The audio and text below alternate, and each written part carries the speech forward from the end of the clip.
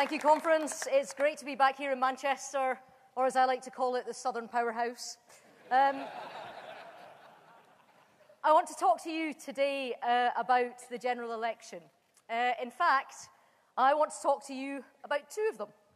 The first one was 2 years ago, and for us in Scotland, it was the same old story, knocking our pans in, hitting countless doors, delivering thousands of leaflets, too many conversations to count, and another pair of boots ruined. And at the end of it all, we started with one MP, we finished with one MP, and we might have survived the SNP tsunami, but we were no further forward than when we began. We were still outgunned by those sodding pandas. But 2 years later, we had a second election this June. Back on the stump, back knocking those same doors, delivering more leaflets, having thousands more conversations. And yes, by the end of it, yet another pair of boots totaled. But this time, it was different. This time, people were looking for a serious alternative to a nationalism that had let down our schools and was more concerned with division than delivery. And we went from 1 MP to 13, our best result in decades. And after heroically holding the line on his own, suddenly David Mundell got some company.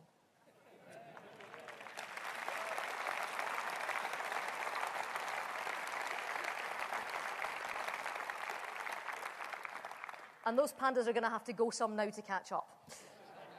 But we're not done, conference, and far from it. But we didn't turn things around in one 7-week campaign. We did it through grafting hard between elections, by organising, by making and remaking the argument.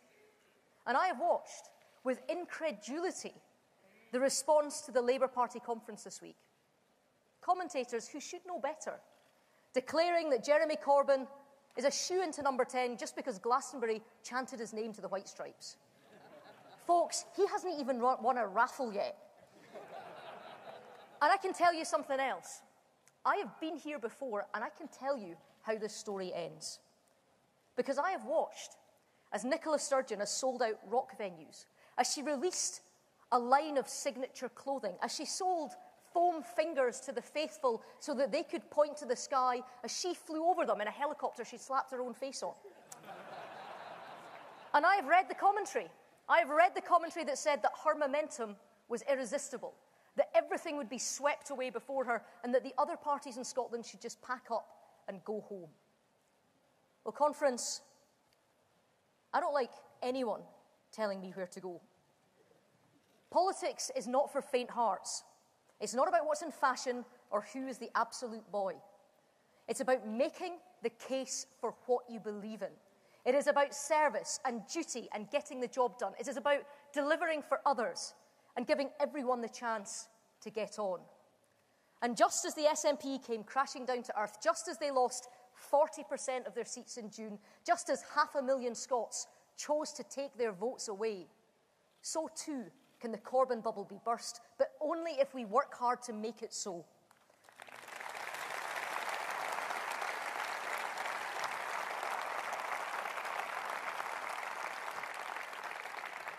Because you know what?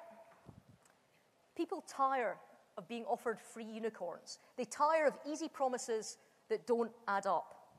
They want serious solutions to the issues that are facing their world. They want opportunities to make their own lives better. A good school so their children can do anything they set their mind to. A strong economy so they'll always have the security of work. And well-funded public services to look after their needs. They also want to keep more of their own money because they make better decisions for their family's future than the state makes for them. And that's what we offer. That's what Theresa May offers. A belief in country, in duty, in service, and the power of the people. And that's what we fight for. Always we fight. And we may have 5 years, but I tell you, we need to get to work right now. Because the in tray is full. Firstly, Brexit. It is time to get the best deal that we can. And do you know what? It's time that we in this party made it clear that we're not Leavers or Remainers anymore. We're just Brits. We were people, yeah.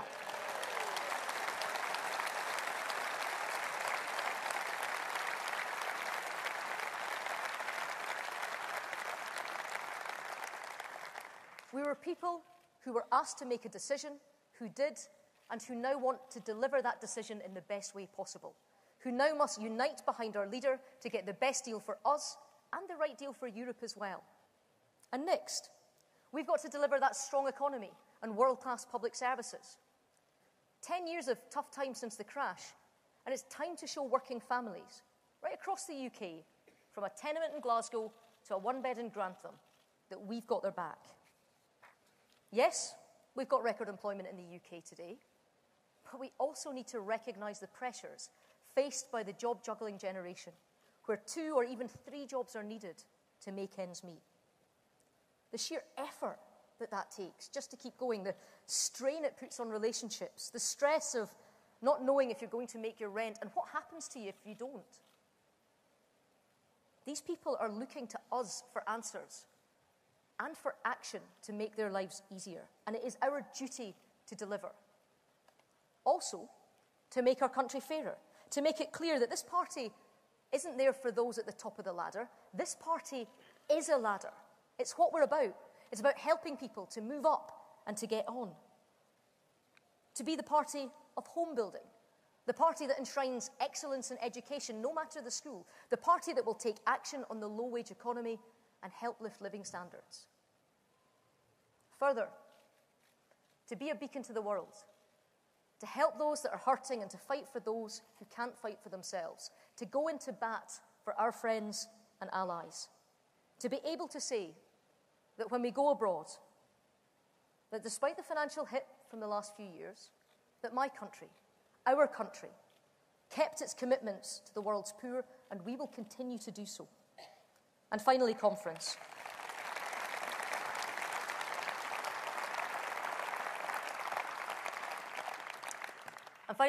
We have a duty to stay united, to stay one united kingdom, by being a nation that realises the ambitions of everyone in this country, that seeks to be a home to all who live here. And I mean everyone, from the people who voted to leave the UK to the majority who voted to stay, from the people who voted to remain in the EU to the people who voted to leave, from the people who can trace their ancestors back generations to people who've settled here from somewhere else, who pursued that innate conservative instinct to better themselves and their families and build a new life in a new land. We need to stand together, not defensive in our diversity and sometimes our disagreement, but to be confident in our ability to embrace difference and to embrace debate, and to have the courage to confront not just our strengths but our weaknesses too. We are a remarkable union conference. And because of the leadership of this party, our union is known the world over as a union of choice, not of force. A union that 3 years ago put our democratic right to choose whether to leave before its very survival. And that's not nothing. In fact, the more time passes, the more remarkable that becomes. And let's say it loud and proud that this is a union that does not hoard power to the centre, but that sought to push it out. And again, did so thanks to a Conservative party that, as Edinburgh, as Cardiff, as Manchester and Seaside will attest, is now the party of devolution. Not Labour, certainly not the Lib Dems. That is us. It's a party that now wants us to use Brexit to go further, to ensure that the power surge that will hit Britain when we leave the EU is felt in Edinburgh, in Cardiff Bay, and in Stormont too. And I'm proud of that conference. I am proud of all that we've done in the last few years to keep this country together and to move forward as one. But we should recognise that these huge changes to our nation pose challenges too. The devolution of power has transformed our nation for the better. It has put power closer to people. But at the same time, while we've built vigorous new devolved structures, we've not done enough to nurture that which binds us. As the Prime Minister said earlier this year when she was in Scotland, all too often Whitehall devolves and forgets. And the danger is that we become a country that stays together but that lives apart, with all of the cracks exploited by those who would pull us apart for good. So let me make a plea today. Yes, let's absolutely press on with more devolution, but it's time for a bit more union too. More union right across Britain.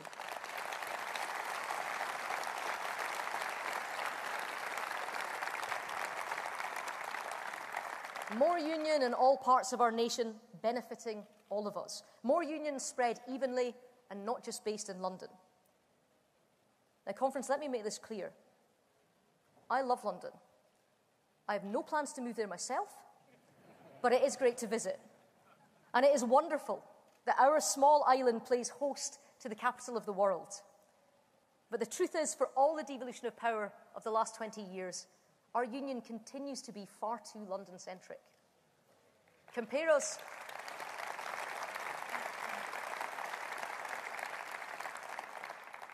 to our friends around the world. New York's global status doesn't diminish Washington's political clout, or LA's creativity, or Silicon Valley's entrepreneurialism. Instead, America has a cluster of great global cities. Or if you look at Germany, where Berlin's political heft is balanced by the financial hub of Frankfurt, or the industry of Munich. We're the odd one out. In fact, among other major capitals, only Moscow accounts for a greater share of national product than London. And this imbalance is getting crazy. We live in a country where the property values in London's top 10 boroughs are worth more than all of Northern Ireland, Scotland and Wales combined. Where you can sell a 3-bed semi in Ilford and buy half a Sutherland. Where in a capital city that is zooming forward on the jet fuel of high finance, the economy is further boosted by enough civil servants to fill Wembley. And it's time for change. It is time to fulfil the plans we set out in the election this year. To give Britain a shake and to spread more of our union outside our capital. To see our great metropolitan cities have a larger share in the government of our country. To ensure that if our civil service and our cultural bodies are to claim to be UK institutions, then they must be present across our whole United Kingdom. To move more of the infrastructure, the people and the administration of our country out of the capital and into the nation. And it is happening to a degree already. More civil service jobs coming to my constituency in central Edinburgh. The fantastic new V&A museum that's rising up in Dundee, ready to show the best of Scottish and British design. And here in Manchester, the Northern Powerhouse, now showing the way ahead. But I want to see more. We need to see more. This government's industrial strategy is designed to boost growth in places across all 4 nations of our United Kingdom. And it's reviewing various agencies based in London to see which ones could be ready for a move. So I want us to seize the opportunity to ensure that more of them come to Scotland. And conference, here's the bottom line. The success of our union cannot and should not be measured by the fact that the alternative has failed, that separation is a busted flush.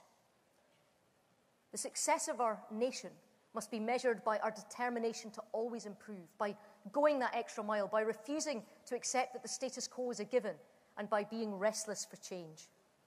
By recognising that thousands of our fellow countrymen and women no longer see this country as theirs, and by seeking not to shun them or to dismiss their complaints, but to answer them with action.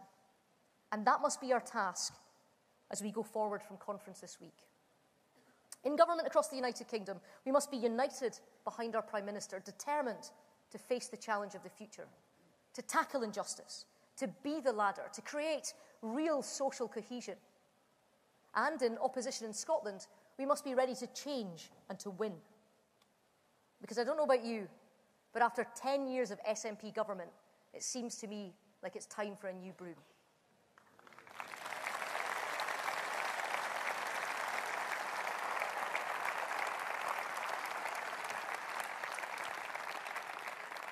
And let's face it, that's not going to be Labour, by the way. They swap their leaders in Scotland so often that Trump's Director of Communications feels sorry for them. But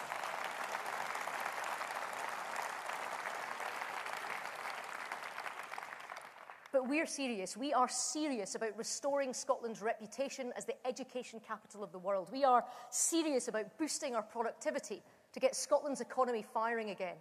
And we are serious about running a government in Scotland that just gets on with the job for once. A government that you can trust to focus on the tough choices, to dump the tedious grievance politics and the petty complaints. Instead, to act as a grown-up partner with the reformed United Kingdom, eager not just to better Scotland, but in so doing, to better our wider nation too. And as a party, we are re-engaging with our roots. As Teddy Taylor once put it, we're not just there for the people in the big hooses, but for those who can clean their tenement step as well. That's the party that we are building in Scotland and across the United Kingdom.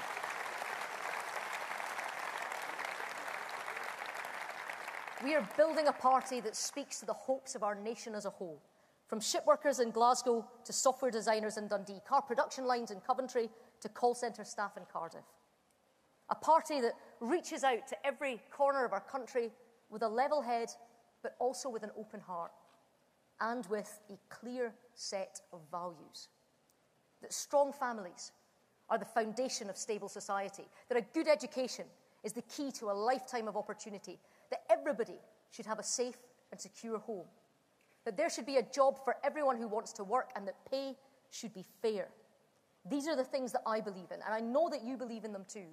And it's time for us, for all of us, to unite and fight. Unite and fight for the union of our nation, for the security that people want, for the prosperity that families need, for the future our young people deserve.